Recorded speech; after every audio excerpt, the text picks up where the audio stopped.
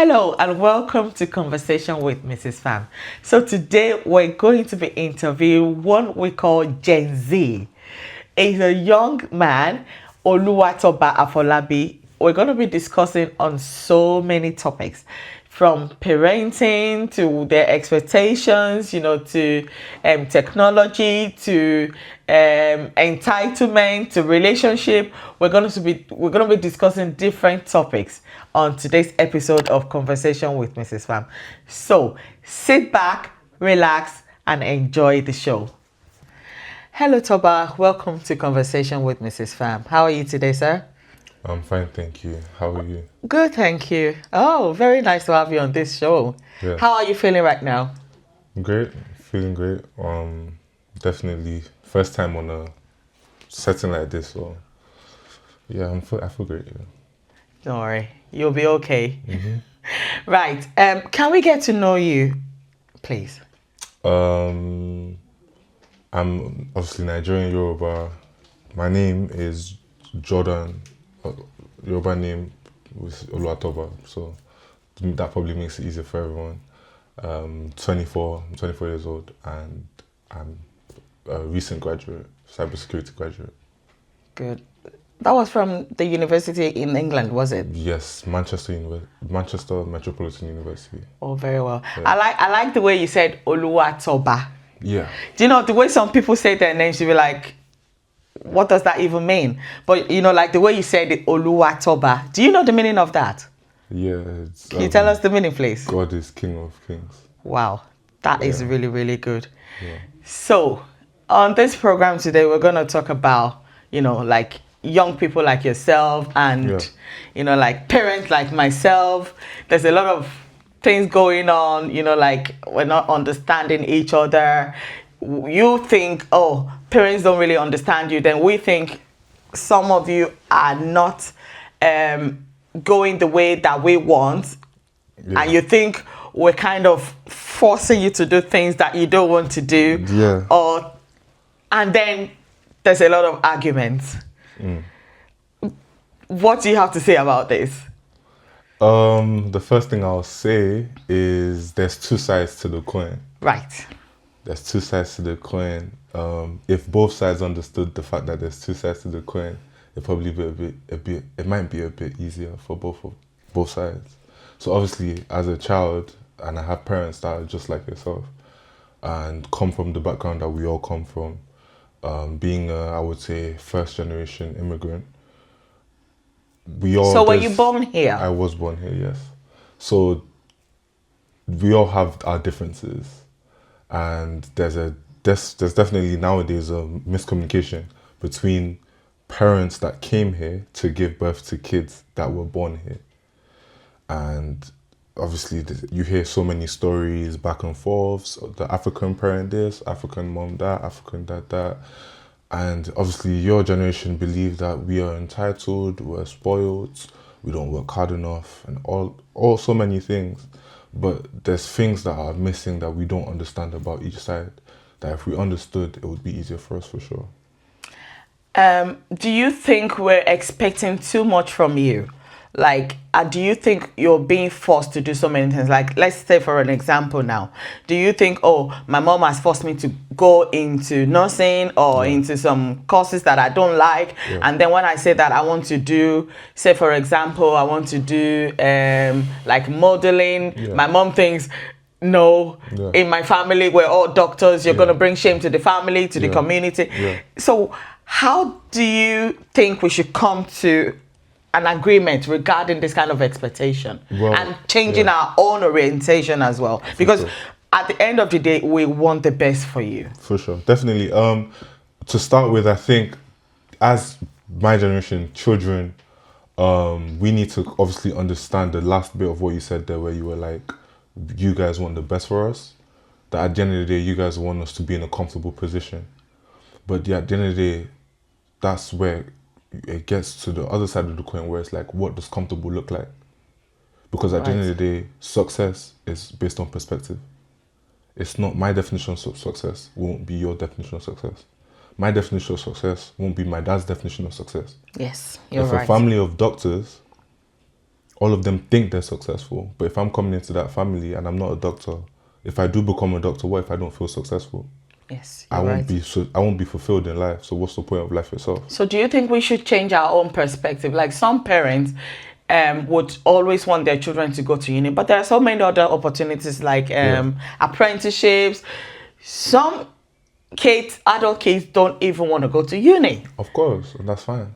And then that's fine. So 2025, I as a recent graduate, I understand why a 17, 18, 19, 20-year-old would say they don't want to go to uni. So what would it take for you to convince parents to say, look, mom, dad, I know you've gone to uni, or maybe you didn't go to uni and you want me to go to uni because you want to be fulfilled, because you have some takes to complete. 100%. Do you know, like for us parents, like we have come from another background where we've had to like, I don't want to use the word struggle, but then a lot of us did, you know, like having to settle down, having to come, you know, do all sorts. And then we don't want you to go that line.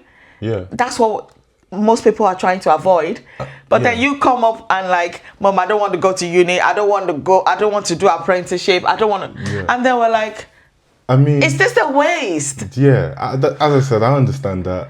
But at the same time, are you feeling what we're feeling? I understand what you've. Obviously, I've lived. You know, I would say it's good to mention to the audience. I have spent a good time in Africa. I know how the system works. I went to school, secondary school, in Africa, so I understand your perspective. But being here, being born here, obviously. So what's the difference between here? Is there two ways to success, though? There's many ways to success. Okay. Like I said, success is based on perspective. Right. So our generation per se, a lot of us, we aren't having 2-3 cars, having only God knows how many houses in Nigeria. Some people might not want that. Some people might just want to have a decent life, a decent living, be able to take a few holidays, just as it is here. And if that's what they want, I like the way you said decent life.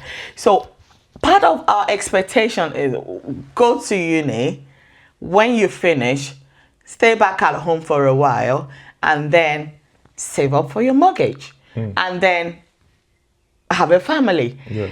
Is this how? Am I okay to ask what your age is, please? I am 24. Yeah. You're 24. Yeah. So are you classed as Gen Z? Because I don't know what age. Yeah. So you're a Gen Z. Yeah. So do you guys think like finish uni, get yourself a mortgage, and then get married? Are these your plans though? No. Do you still feel that we're still parenting your life all through that stages? No, I don't think you should. I think you don't think we should, but are we doing that though? I'm not. My parents don't force that on me. Very well. So. But do you think a lot of parents do? Yeah. And how do you think young people feel about it? There's just, as I said, you've got one subset of people in my generation that don't like it. Right. So the other subset that don't really care. They're just like, okay, cool, because they don't really like. Their parents have been like in the driver's seat of their life for a long time, so driver's seat of their life. Understand? So yeah, that's just how it is. There's, as I said, I would say that there's one subsect of Generation Z, like my age, 20s, teens per se, that those are the ones that kind of have that back and forth with their parents every time. That, oh, dad, I don't want to do this, I don't want to do that, I don't want to do this the way you want me to do it, I don't want to do that. And then you have the other side that is just like, I've given up, or you know what, I don't even care, however they want, as long as they're happy. As long as they're happy. Yeah, because at the end of the day, one thing parents don't understand is it's sometimes it's actually a good thing if your child wants to do their own thing, because it means they have an independent mind. Talking about independence, what does that mean to you? When do you think parents should allow their adult kids to be independent, to think for themselves, to, you know, live their own life the way they want to? As early as the parent sees fit. I don't think any parent should be held back as to when they should allow their child to be independent. I was independent. I'll say I've not been in my parents' house for more than a month since the age of 9 or 10. I was put in boarding school at the age of 10. Came out at the age of 17. came back to the UK, 17, stayed with my uncle, then stayed with my uncle till I was 19, moved to America, came back from America just before I turned 20, and I've been on my own ever since. So how has that been for you? You know, like I know there's a lot of culture, you know, changes for you. Yeah. I mean, having been born in the UK, moving back to Nigeria, going to boarding school in Nigeria. Yeah. I know it's not the same as, you know, Yeah. other parts of the world, but then what did you learn from, you know, traveling and living with other people, experiences? Yes. What was that for you? It's definitely a thing of you meet different people. You meet different people from different parts of the world, different backgrounds, and then you realize that not everything is how you think it is. Not everything is how you think it is. Like you genuinely learn a lot about people in the world when you get to meet more people. So it opens up your mind. And has that helped you in your journey? Of course, it helps with every day. You kind of see the things that you're taught at home.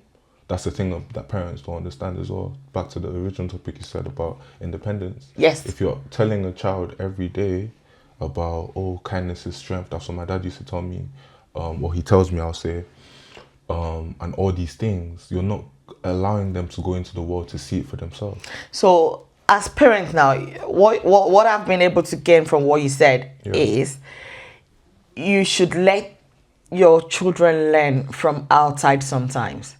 Yes. Not every time you would, oh, this is how it is, this is how it is. Children learn from different people. There's only so much you can say. There is only so much you can say at the end of the day, isn't it? Even I believe as human beings, like you will never stop learning. And does it come across as nagging to children when parents say everything? I think if I said the same thing to you every day, it would annoy you. And does that bring kind of like, I really don't care now, because I mean, you're gonna say the same thing, and I mean, it's not gonna change anything. Does it get to that stage? I mean, there's a lot of things that anyone can say that they didn't, they didn't understand when their parents said until they got out in life and then they saw it for themselves. So sometimes life experience. Exactly, life has to teach you. Sometimes that's the only way you can learn. As parents, that's the thing that's another disconnect. The frustration. I see a lot of parents that get frustrated with their children because number one, they've kept their children in too long. But they've kept their children in too long and they're saying, oh yeah, don't do like this. This is not how life is. This is not how life is. But that parent didn't learn from someone telling them. That parent learned from being out in life and actually finding out, you know what, like, for you to be something, for you to do what you need to do, you need to be disciplined. You need to, you know, be a person of your word. You need to be honest and stuff like that. They didn't learn that from being told by their own parents. They learned that from actually being outside. So as a parent, rather than keeping a child inside and keeping a child on a leash and just talking to them every day, let them go out and discover the world for themselves. And then is making mistakes and then correcting part of it. Yeah. Sometimes like there's a lot of mistakes that I've made. There's a lot of things that I've learned that I've never needed anyone to tell me, but that situation alone, how it unfolded, already teaches you that, yeah, this is how, if I had done this right, or if I hadn't done this, or if I had done this a certain way, I wouldn't be here. So that alone is a lesson in its own. But that's life teaching me. That's life teaching. You know, and that's what you should be getting when you are a certain age, because then you will know never to do it again. Talking about that, are you kind of saying that some parents, not all parents now, are overly protective of their children? Yes. Is that a yes? That was a straight yes. Yes. A lot. Some parents. Some parents. Yeah. Have you got any examples to that? I can't. I was like, I see some people. You know, you see some people. You see some children. You see some children-parent dynamics, and you're like, that's nice. You know, but. And is it that the expectation is so much and the parents are not getting what they're supposed to get, and then the children, well, adult kids now, give up on everything, you know, maybe some of them still, you know, I'm not saying that some that really needs help, maybe due to one impairment or the other, you know, that they really cannot help themselves, but people who are, able to do a lot, and they're not doing anything. Even they're not like in the house. Yeah. They're working. Yeah. They're still in the family home. Yeah. But they're not putting anything on the table, and their parents have to work 24/7, and then parents come back, dishes are undone, housework, nothing is done. Video games 24/7. And parents supposed to be angry now. Parents need. I understand parents' frustration, but at the end of the day, parents always need to remember that a child is. And people talking back at parents. Some go to the extent of even hating their parents. So, as I said, parents need to remember that if you see your child, wherever that child is, that's a reflection of your past 18 years. So sometimes 18 or however old the child is, if the child is 22, if you see the child hasn't done this, the child isn't what you want it to be. The parent needs to remember that that is your product, or that is what is a visual reflection of the past 22 years of your life as well. But sometimes people try, like parents really, really try. What does trying look like? Trying looks like you've trained your child well, given them, everything that you can. Sorry, can I stop you? That's the problem. I was going to start mentioning things that parents do. No, because let me at age 22, they're not like you said, a replica of them, which is no fault of the parents. Okay. Because along the way, something might have happened to the child or adult child, and that's not who you brought up. Well, what I think. Do you agree in some cases? Not every case though, because what I think is a person, right? The parent, how he's like looked at his life so far and what he's trying to. Because I believe before you have kids, yes, you look at what has my life been so far, yes, and what am I going to instill into my child. Very right? well. Of course, I don't have kids, so I'm just assuming, right? At the moment, but I think a lot of parents believe if you take out the struggle from their life, that creates a better life. But I don't think that's the case. I don't think in history that's ever been the case. In fact, if you look at us today, everything's easier, but are we any better as people? I know, right? We're not. Attention spans, memory, calculation skills, knowledge, no one's got it like we used to. Why? Because things are easier. So that exactly just shows you right now that making things easier per se does not make a better person. That's where parents have that misconstrued, because it's like they think, oh, when I was growing up we were poor. When I was growing up we didn't have shoes. When I was growing up I had to use a rope as a book bag. Now my kid, I'm gonna give him shoes, I'm gonna give him everything he needs. iPhone 16 at age 2. Yeah, I'm gonna give him all the latest phones, latest shoes.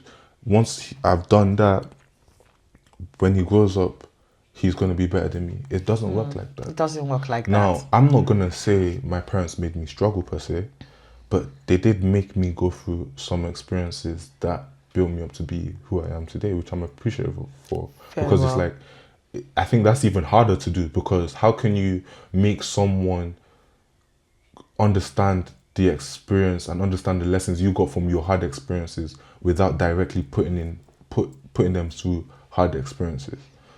I think so childhood development for was you very key. Yeah, was very key. Yeah, and then it kind of reduced the attachment sometimes, because I remember you said you went to boarding school at what age? I was 9, turning 10. So you were 9, 10. Yeah. I went to boarding school, nursery school. Yeah. So that's deeper, isn't it? Yeah. I saw people like that. Yeah. Because you having a child and putting your child in a boarding school, in a nursery school. Yeah. And I was there until like maybe primary 3 or primary 4 before I came back to Lagos, Yeah. And so for me, my attachment is quite open. I can go along with so many people 100%. and adapt in any situation. So I think that's a plus as well. Yeah, I think it definitely sets people aside. There's boarding school, in my opinion, definitely is second to prison. I think definitely, I'm not saying it's a bad thing, In my case, it was the best thing that ever happened to me. That's good. But obviously, there are cases. I'm not going to deny the fact that there are cases where it's more detrimental to the Yes. child. You know, there's Yes. a lot of Yes. boarding schools out there that aren't Some good and bad experiences. Exactly. Yeah. So I'm not dismissing them. Yes. But overall, I think there needs to be point in a child or in a young person's life where they understand the separation between being a child and then being an independent person. Independent person. Like whether it's, I think here is when they go off to uni. That's why some kids prefer to go off to uni in a fast city. Maybe we're here in Manchester, they might go to London. They might go to Ireland, so different places, just because they want to be as far away from their parents. Obviously, those children then start to realize in the first year, I wanted to be far away from my parents. Second year, you realize being on my own is not as easy. Third year, you realize, wow, I miss my parents. I kind of understand where they were coming from. Maybe being at home wasn't as bad as it was, and then they come back home, and then they start to get along with their parents a bit more now because they've had that detachment time. So definitely, that detachment is very, very, very key. Even some parents really and truly are scared. To be honest, I would say that they're really scared of allowing their kids to go out because I agree with you. It's not just about the kid; it's about them. I think it's about them. Exactly, because they're scared that they've because obviously I don't know. I've not had kids yet, but at the same time, I can understand a parent that has been a parent for 18 years and has had this child under their roof for 18 years. Yes. They've seen every meal. Yeah. They've watched him come every day. Yeah. And then some one day he just comes and says, "I'm leaving. I'm going wherever for however long." Yeah. Some parents too have attachment issues. Yes, you're right. Then Exactly. The parent, obviously, I don't think, in my opinion, your generation isn't really as what's the word? Open-minded to emotions and what things actually mean. You guys just feel, then say something else, or feel one thing and then say another thing. So a lot of parents find themselves having attachment issues to their child and not realizing it, then keeping their child on a leash, saying, "Oh, you're not ready yet." Is that like emotional blackmail now? Yeah, exactly. Oh yeah, it's not this. Oh yeah, you shouldn't go there. Oh yeah, you shouldn't go do that. So trying to turn it back. Exactly. So they're flipping the script on the child. Meanwhile, the child is okay. The child believes they can do it, and that's where it really starts from. Just believing that you can be on your own, and then before you know it, wow, thank you for that. That's what I'm saying. That's a big one. There's a lot. There's a lot to unpack for sure. And then let's come to some other thing now. Yeah. About now you started working, right? Of course. And then you have families here. You have families everywhere. Like back home in Nigeria. Mm-hmm. So what do you feel about this thing about people asking you for money? I'm going to talk about money now. Do you feel that, like you say in our generation, are we enabling people, or is it that we really, really have to do it? Or what's your perspective about that? I think everyone, whether my generation or your generation, but specifically my generation, I can speak more for my generation. Yes, please. We know, once you get into WhatsApp, you might see some messages from people in Nigeria or Africa, wherever you're from. People back home, people that know you, people that you don't really know. They might be asking you for money, I don't know what I think it's hard to really to really break it down, because it's as parents, not all of you made it out. I'm very sure from your background, many, many, many people that you grew up together, but you're doing way better than maybe due to the economy or economic situation and all that. Exactly. But then you guys grow up, and then you guys know each other. Maybe you and your children might be going back to Nigeria, and then you introduce your children to them. Somehow that person gets a hold of your child's number. But obviously now your child is telling you, this person is asking me for money, or this person is saying this person. Sometimes people might even be saying, oh, this person's making me feel uncomfortable, which should be addressed.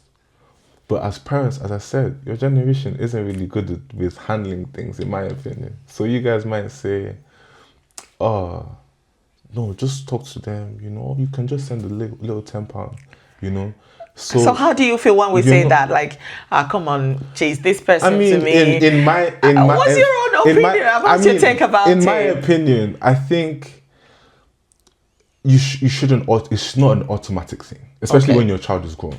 You understand? I think it shouldn't be. Is that our culture, though? Is that us telling you this is how we do it? This is what's been happening for generations, Yeah, but and is this something that we want you to carry on doing? Do you feel we're putting pressure on you guys? I think you can teach act of giving. You can teach charity without allowing your child to be subject to extortion. I see. You understand? There's charity, there's extortion. When it's over and over, it's constant pressure. That's or things are being said, that's extortion basically. But when there's a feeling of, okay, I actually want to give you for whatever reason that might be, then that's charity. Do you understand? What I think parents should do is create relationships aside money. Because a lot of us, we don't even know these cousins, these distant family friends. We don't even know them like that. Talking about cousins, about families. Yeah. Do you think, like James is living in the UK now, do you think you have the opportunity, or, do you know your families even? Like a lot of you, I know you have a lot of aunties, uncles, and, like my cousin. Yeah. Even though you're not, blood related, but, like from church. For sure, do you feel lonely as a young person, not having your own direct family? Do you think... are you feeling it like when you were in Nigeria, this are my family, but here, how are you feeling? I think in regards like lonely, our whole generation, we are regarded as the lonely generation. If you can go check it up, a lot of philosophers, authors, they call us the lonely generation, which I understand why, but that's a different topic. In regards to family and cousins, the whole immigration thing and you guys moving here, it disrupted a lot of that. It did. So a lot of people might find themselves calling someone they call their cousin that it's not really their cousin. In fact, there's some people that you might call your auntie that you really only met her at church. Your real cousins are probably back home. The thing is with us, what we've grown to do... Do you miss that though? Like being with my real cousins? Yeah, like real family. I mean, now we don't really... for me, I don't see as someone like... I'm not going to say like an auntie. Do you long for them? I don't want to say I do, of course. Yeah. I would love to have my blood cousin. Obviously, knowing that my mom or my dad and your mom or your dad are blood related, that's great. But the thing is nowadays, the world is more open to the sense where you might call someone your cousin, but you actually know each other from church, or you guys are only family friends, and that person actually feels like your blood. So a lot of us don't really feel the difference between who is not our cousin and who is your cousin. It's not like you guys where, oh yeah, this is my cousin, this is my dad's dad, and this is my, you understand? My so like grandma's grandma. Exactly. We don't really look at bloodlines anymore. We just look at kind of the close relation. So there's a lot parents need to learn about this generation. Yeah, I think a lot of people just assume what they want and just say, oh yeah, you guys, and there's so much dismissal where it's like, oh, you guys don't know anything yet, but it's like we're supposed to know more, and we actually do. There's a lot more resources that we have, so the things that we're discovering and the things that we're discovering about your generation that we don't want to emulate, we're actively doing things not to change that, change it and to be better. So to be better. Yeah. But there's a lot to our generation that I feel like can be talked upon, that can be discussed between parents and between children, where that communication needs to be made, where it's not just oh yeah, I'm your dad, I'm your mom. You know, not every Like not every, putting the foot yeah. down and being like some dads. Yeah, I mean, I think at the early stages, put your foot down, establish who is the, the head of the home and or, of course. But once it gets to a point, like I would say, like 18, Do you think we should respect you 20, more? Yes, of course. Are a lot of children, like adult children, feeling disrespected by their parents, if I may use that word? Disrespected, disregarded, yeah, for sure. Because it's an automatic, I've been here longer than you, I know it, I know this, I know that. But sometimes a child might know what's best for themselves sometimes. Like if I'm 21, I'm 22, I'm out of uni, I'm on my own thereabout, I would say. But do you still, even though you're out of uni, even though you're 50, do you still remain our children though? Of course, yeah, you're still a child, but you are a person of your own too. And you should be given the liberty to make decisions for yourself. Very well. Liberty to make decisions for yourself. Sometimes it could be unwise decisions though, but yeah. But people are, I mean, people, if you, people, I'm very people sure, are okay to make unwise decisions. I'm very sure. And they can learn from it. Yeah, I'm very sure that if you only made wise decisions, you wouldn't be where you are. Exactly right. Exactly. Exactly right. Exactly. So we should give you guys the opportunity to make sometimes unwise decisions. Yeah, I mean, if, I'm very sure. I'm sure if I ask my because dad at the end of the day, you will still get to where you're going. because I'm very sure if I... And you learn that way, don't you? If I asked my dad today, right, if he was sat at this table and I asked him, I said, Dad, every decision I've made, you've known is going to go bad? Or is there any decision that I've made that you know is going to go bad, but you're letting me make this decision? If it goes bad, you have the confidence that I'll learn from it and bounce back. Yeah. And I feel like that's really and truly my parents' style of parenting for me. Very well. Like and I think it's worked for you. I mean, it's working fine. Yes. So, like, because I'm proud of you. Thank you. Like, one will call me hard-headed, one will call me stubborn. But that's because I don't like, I don't like being told what to do constantly. I need to feel and like, because I feel like that's the only way you can trust your brain. Very well. You understand? Imagine if I say, oh, I want to do this, and someone says, no, do this, and then I do that. And then I'll say, oh, I want to do this, and someone says, do this, and I do that. At some point, I'm not going to be able to trust my brain because I've never been able to do what my brain says and see it work. But thankfully, I've been given a life where I can do something, see it work, and it works. It's not every time it works. It's not every time it works, yeah. But I've seen it work, and as long as I've seen it work, I have confidence in myself, and that's why I'm confidence. Very confident That's the word. Confidence. And talking about confidence, and this is me talking from my generation now. We're talking about relationship now. I'm not gonna ask if you're in a relationship. I'm just gonna be general now. Yeah. So, why do we think that a lot of Gen Zs are finding it hard to be and remain in a relationship? Why is it that after a while we broke up? I'm off now. Do people not have patience anymore? Can you make me understand what's going on with this generation? Unfortunately, people don't talk to themselves anymore. They don't take phone numbers. They just maybe chat and is that it?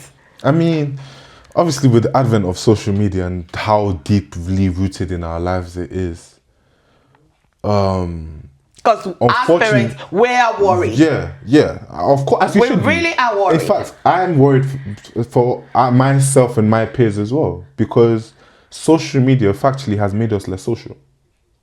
It's a fact. People used to meet up, I'm sure, and I wasn't there, but I know how it went. You guys met up at places. You walk up to a woman, and then you say, I like you. How are you? Can we be friends? Exactly. But and do people do that these days? I think, like, now, from Gen Z and beyond, it's harder because people are used to Why is it hard? Because people are used to introducing themselves through a phone, or through text. not directly. Can we not go back to how it used to be? Um, Like people meeting up each other on buses, in classes, in the gym, schools, holidays. When last did you go on a bus? Oh, I can't remember. Okay.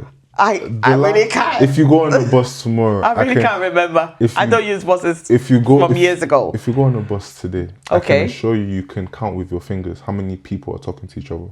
Okay. So it's not just... So people are just on the phone. Yeah, it's not just Gen Z. That's the world of today. Okay. But less social. But can we not change that narrative? You can change it in your life, but not Okay. in the life of others. And it takes two to tango. So that's where it's difficult. That's what I'm saying. There's a lot to unpack. So it's like, I can decide that I'm okay. I'm confident. I didn't grow up on phones, thankfully.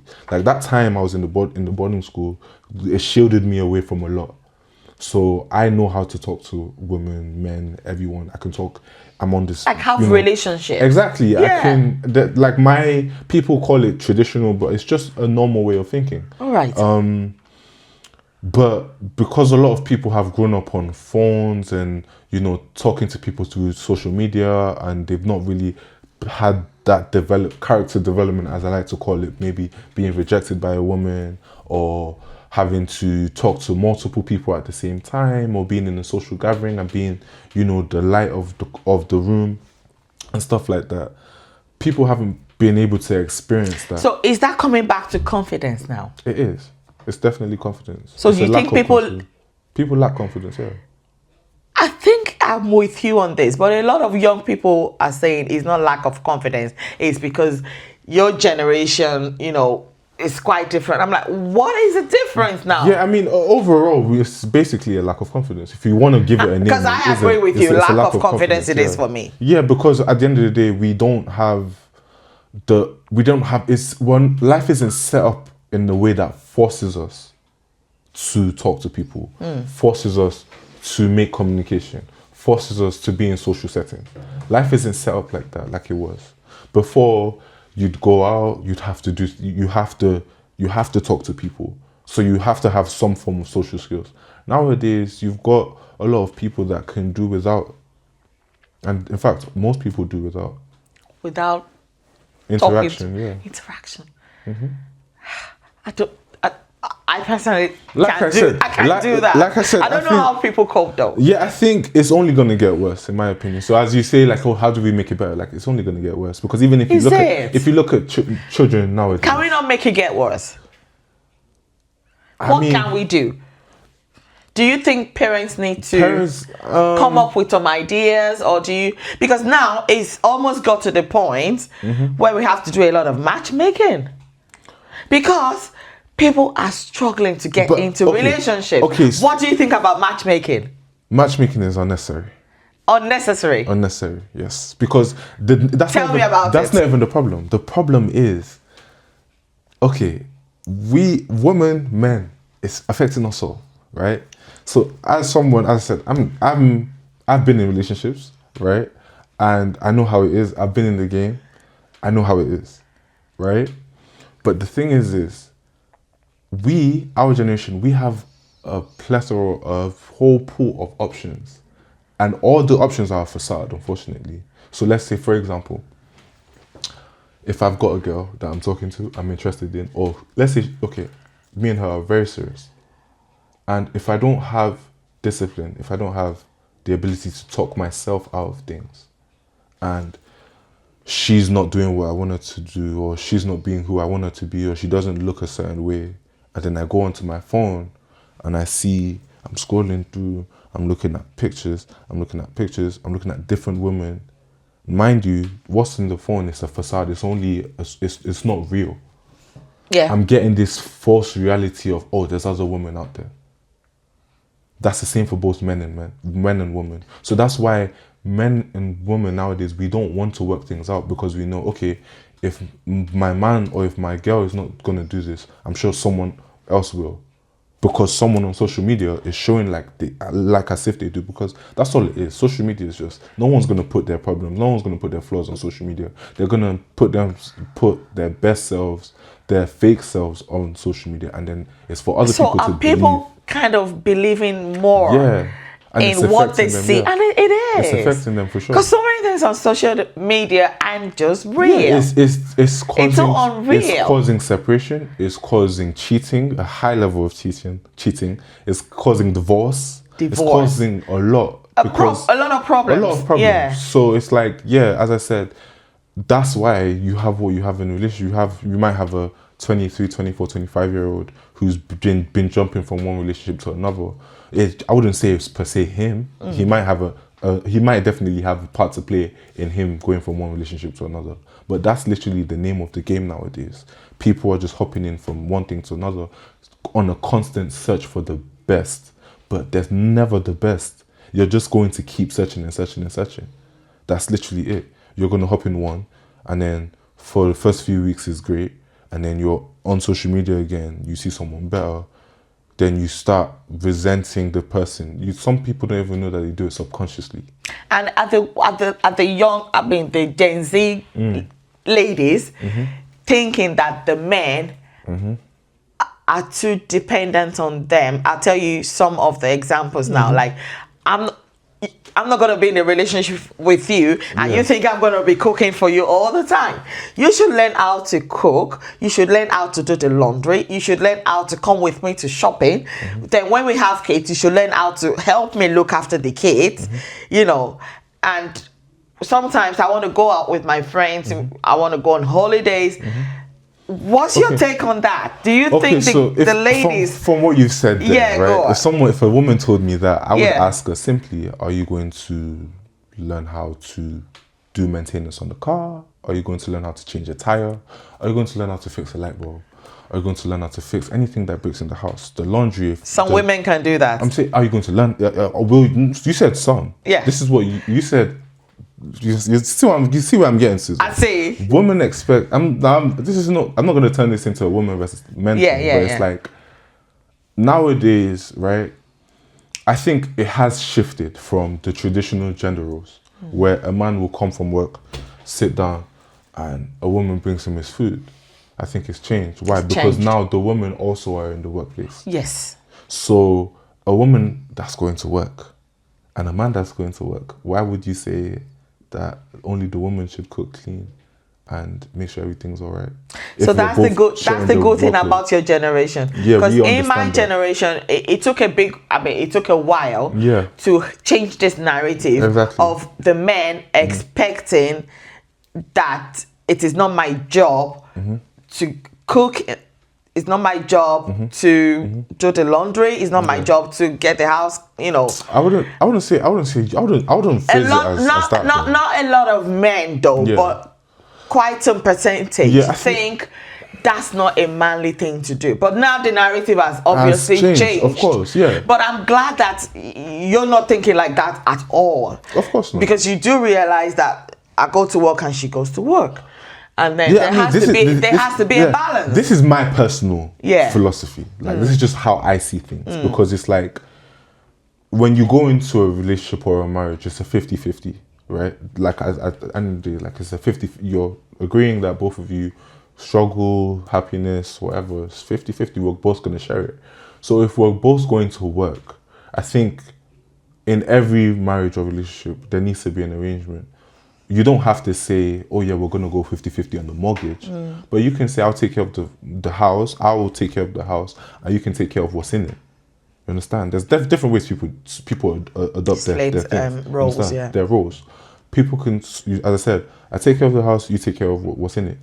When it comes to me and you, before we have kids, we can sort out who's going to clean what, And there won't be an issue. And there won't be an issue. When kids come, both parenting. It's not just, oh yeah, you're out hustling and I'm out taking care of the kids. That time has gone.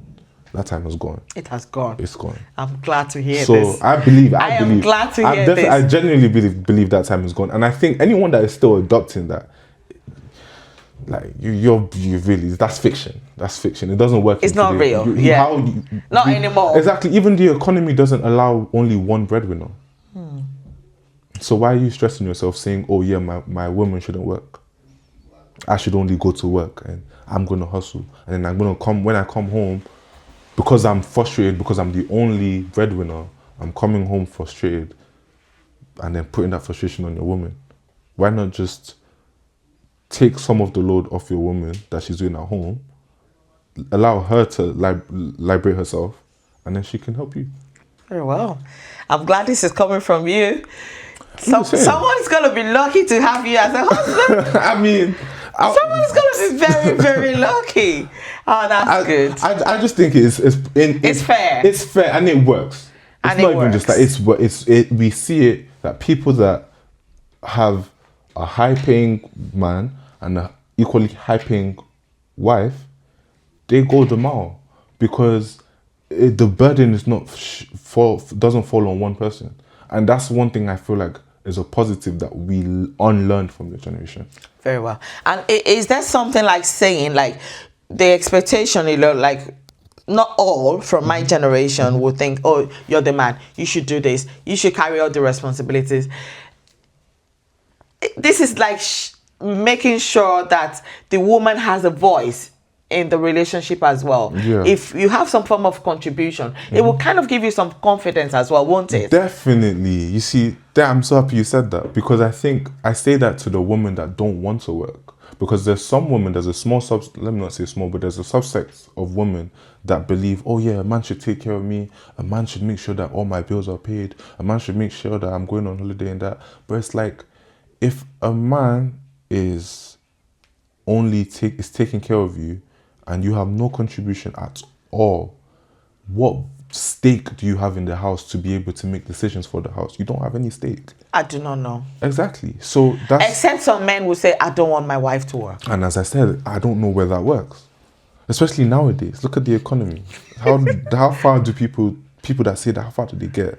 And I think, I do not know. Be honest, I think if you really want to dig into that, that's more of an ego thing. Because a lot of men, right, are not okay with the fact that women are liberated.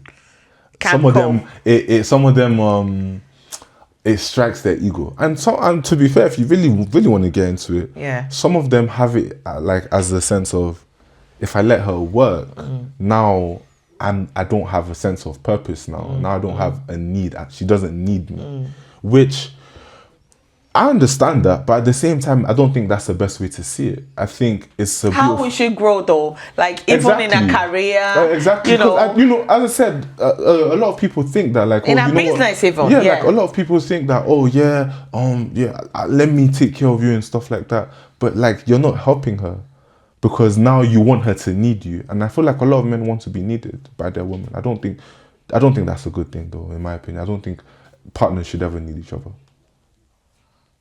Definitely. Well, I don't think, as a person, I don't think you should ever need anyone. Okay. I don't think you need anyone. You don't need anyone, do you? I need my husband, though. But yeah. No, I don't think you should. I don't know. I just think... I don't understand the meaning of the need, though. But, but I feel we need each other to grow. Because we need each other to... Because I feel like with needing someone... Yeah. ...creates pressure. Okay. I'm not needing him for everything, obviously, because we both bring things to the table. Yeah, I think, and we respect each other, and then we really, really respect each other. 100%. So I don't want to be in that position or that situation where I have to really, really need him 100%. Yeah. Then I feel like, who am I? Yeah, exactly. Who am I? That's my point, because it's like that's not me. when you need someone, or if you need your partner, you're gonna put your whole too much pressure, eggs and everything into the person, and if the person disappoints you, which they inevitably will at some point in your lifetime, it's gonna be disappointing. And you guys might never bring a lot of you might never come back from that. Do you understand?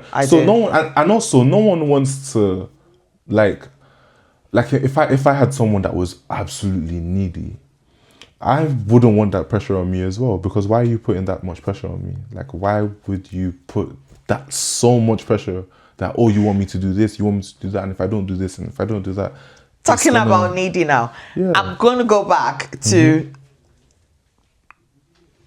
young adults or children abroad and parents.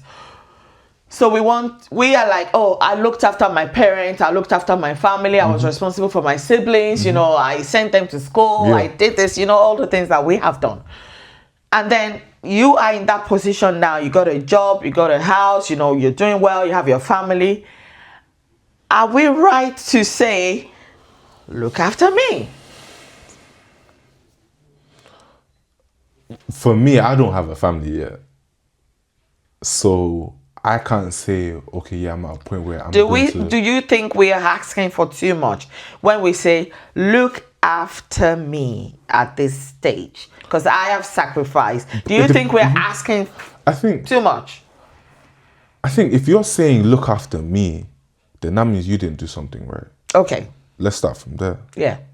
If you're going to say you're relying on your child to look after you in your later stages, and you didn't do something right, let's just call a spade, because there are some people that didn't have kids and they're fine for the rest of their life. Okay. Do you understand?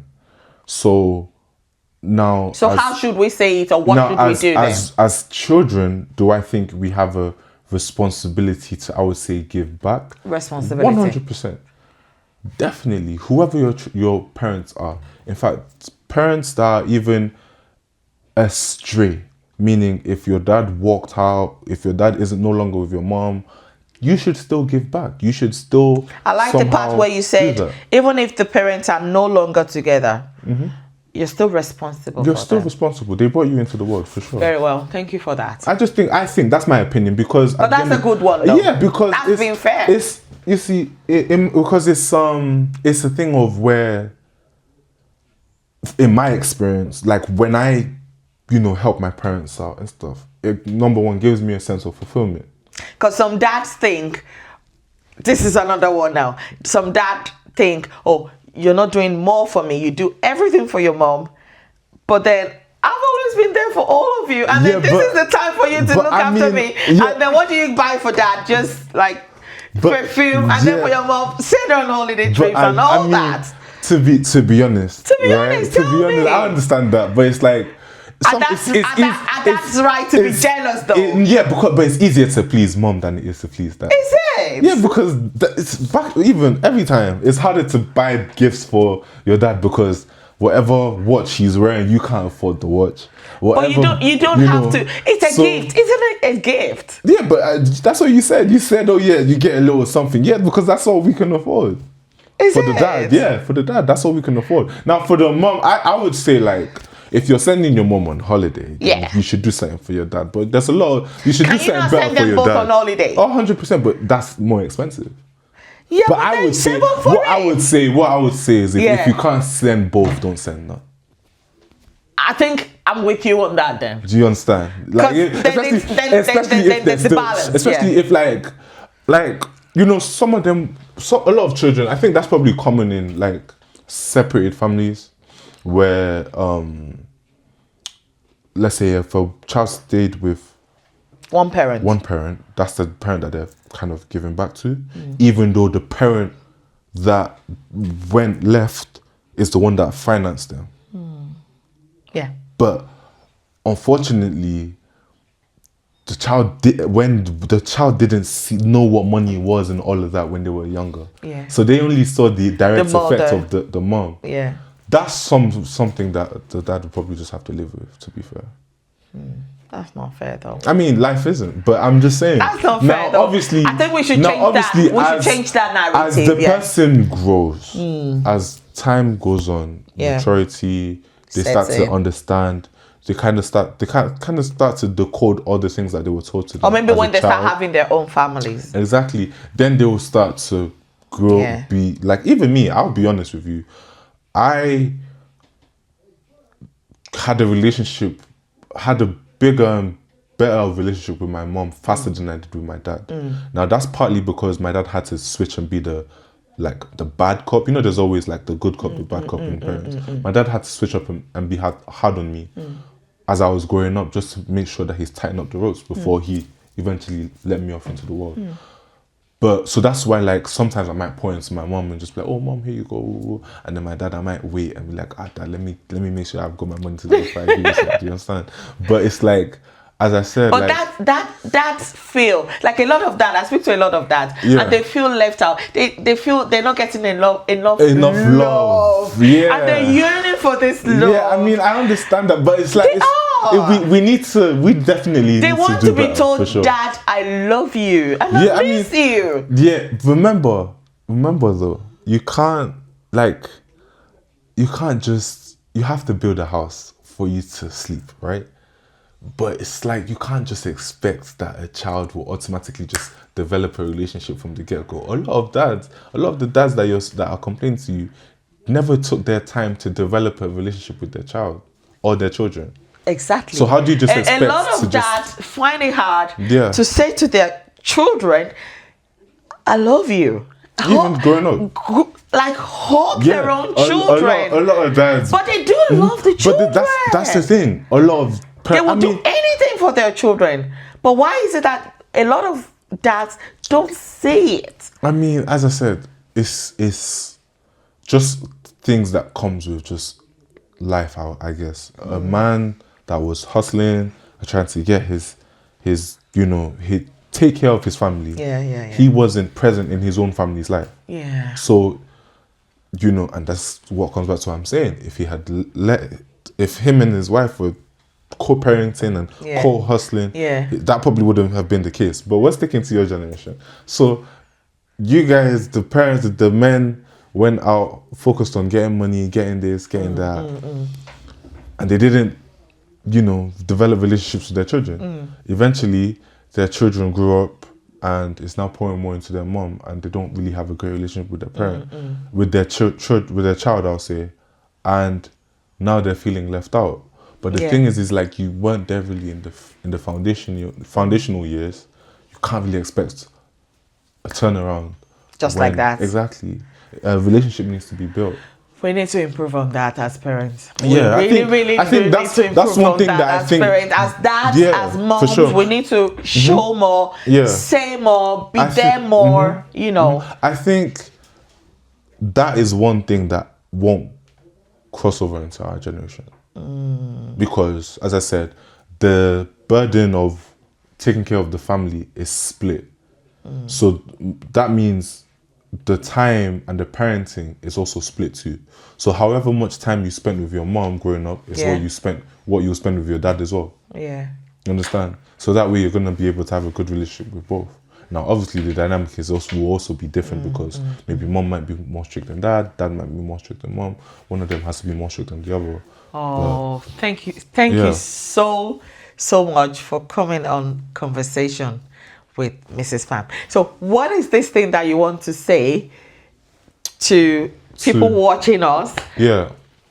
About being a Gen Z, living abroad, expectations, advice for people coming after you.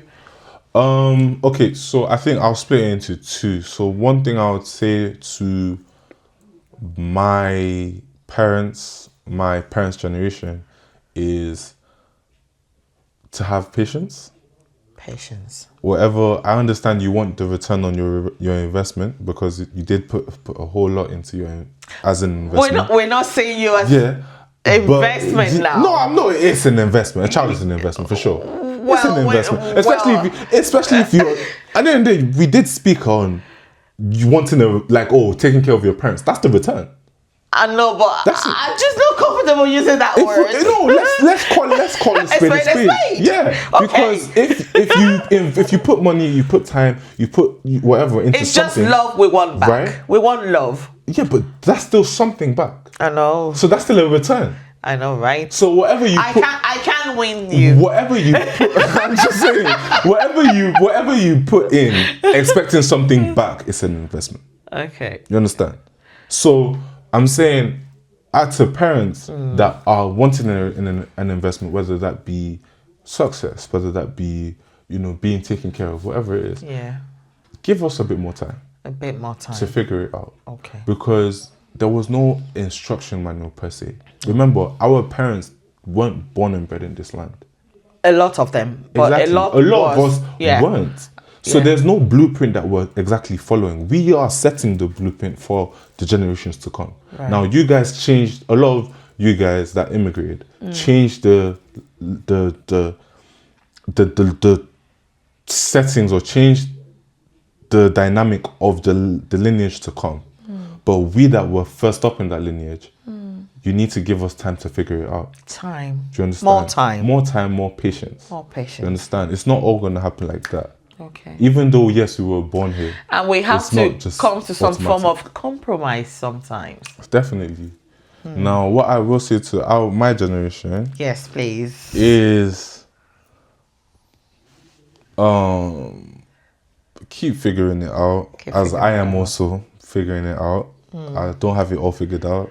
I might speak a certain way, but I do not have everything or anything figured out. As much as you respect your parents, also remember and make sure that you cherish them, because they're not, unfortunately, not always going to be around. And we need to give them, we need to make it a mission, I would say. I think our generation need to make it a mission that, okay, the hard work for us, the hard work and everything that was put into us being here wasn't a waste. You understand? I think a lot of what will do a lot of parents good is to sit the child down and tell them how they got here. Okay. I think that's a good eye opener. Very well. You understand? Thank you That's so much. That's a very good eye opener. But not keep it away from them. yeah, don't keep it away from them, especially when they're grown. Tell them this is able how you to got here. understand. These are the things that I had to do to get This you here. life for you. But I'm not saying they should say it in a way of, oh yeah, I did this, so you better do this and that. No, I see. Just explain that it took a lot for you to get here. So just know you're not here because you're special. You are here because it's sacrificed. Something was sacrificed for you to get here. And as I said, for us, we need to also make it a mission that sacrifice doesn't go to waste. Thank you so much. Because, you know, as I said, we're setting it. Really and truly, we are setting it. We're going to have in this country black millionaires, black 1%, black 10%, black billionaires, all which are first generation immigrants. So if anything, it's harder for us than it will be for our kids, because our kids will use us as a blueprint. Yes. And the funny thing is, the difference between we and our parents will be greater than the difference between our kids and us. So just think about that. Yeah. So as I said, you probably went to a school that is named after one Nigerian president. Yeah. And I went to a school that is a Church of England school. That's the difference. Yeah. My child probably might go to the same. I see. Do you understand? I see. So the difference between background, that's the thing. So it's not exactly easy for us. But at the same time, that doesn't mean that we can't make the best out of the life that was given to us, for sure. So, as I said, for us and our generation, we should definitely make an opportunity, or make the most out of this opportunity that was given to us by our parents. Opportunity. I like that word, opportunity. It's an opportunity. It is an opportunity. Yeah, because it is an opportunity. Because if you think about it, if you say it like, as much as we might talk about our cousins from Nigeria and stuff like that, what I always think to myself is the difference between my cousin in Nigeria that might ask me for money and stuff like that, and me, is my parents, and just the collective decision that we don't want our child to live the same life we did. That's the only difference. If my parents didn't have that decision that we want to change all this, I'd be that person that I'm ignoring their text on in Nigeria. And there's quite a lot of cousins doing well at the same time. There's a lot of cousins doing. You understand? Yeah. But that's why I'm saying why I don't feel entitled. I understand the source of why I'm here, you understand? Because it's like it's not just I'm just here, you know, I'm born here, X, Y, and Z. Yeah, I'm British. No, I know my roots. I know exactly where I'm from. So it's like I'm not confused in that angle at all. Oh, thank you so much for coming on Conversation with Mrs. Oluwatoba. Thank you so much. I hope next time when we, want you to come, you would be Yeah, I hope obliged to definitely come. we definitely have a lot A of lot to more talk things about. to shed light on for sure. Oh, thank you so much. It's Yeah. really nice having you. Yeah, thank you so much. All right. Thank you. I hope you've enjoyed the video. Make sure you comment, like, share, and most importantly, subscribe for more really exciting topics, issues on Conversation with Mrs. Pham. Thank you so much. God bless and bye for now.